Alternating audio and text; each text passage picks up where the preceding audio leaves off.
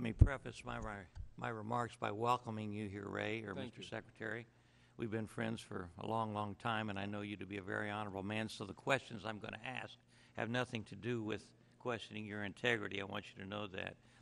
There was an invitation made to Mr. Strickland to testify, and there was an article in the Los Angeles Times today that indicated that because of your request, Mr. Strickland was asked not to testify today. Is there some reason for that? Well, look at Mr. Burton.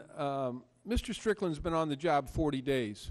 Yeah. I've been on the job about 13 months. I'm not going to have our NHTSA administrator, who's been on the job 40 days, appear and look at. I'm taking responsibility for this.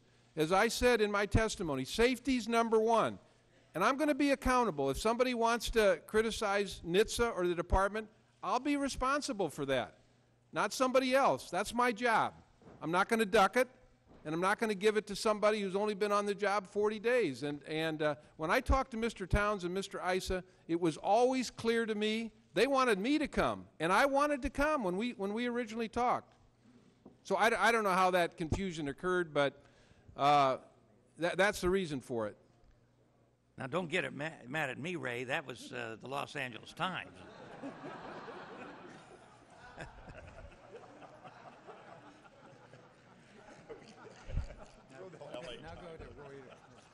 Well, just because I raised the little decibel in my voice doesn't mean I'm mad, Mr. Burton, I can tell you that. Mr. Secretary, I've known you for 20 years. Don't give me that stuff. You know, there's a question about whether or not there might be some kind of a sweetheart arrangement with some of the people that preceded you working at NHTSA. And there are a number of people, I think at least 2 NHTSA employees, who now work for Toyota. They're on the Toyota payroll. And I have their names here.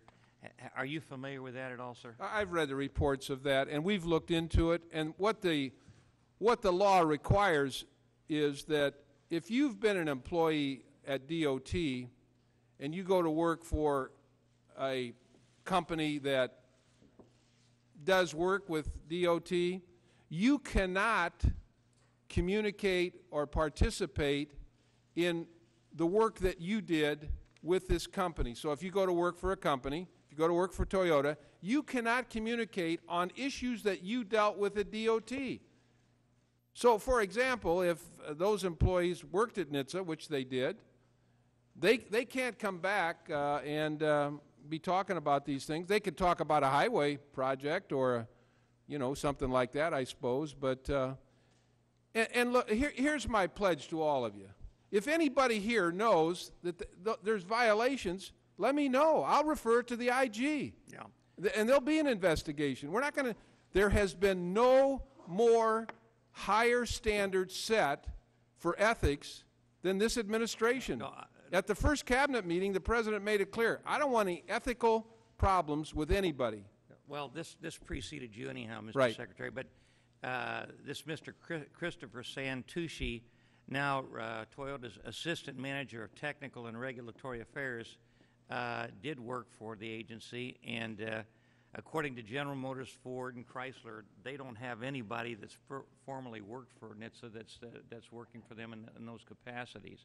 But you're saying that these gentlemen that went to work... They can work for Toyota, but they cannot come back and talk about issues that they worked on. They can't do that.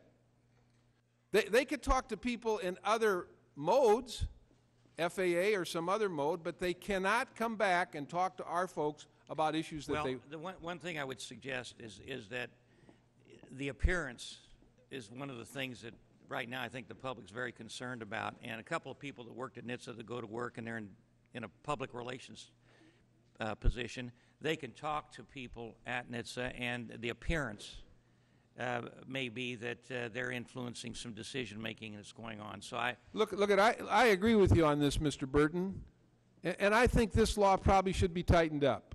I really do, because I agree with you. Perception is reality. Anybody that's been in politics knows that. And I take your point on this. Well, thank you very much, and I still love you, Ray. Thank you.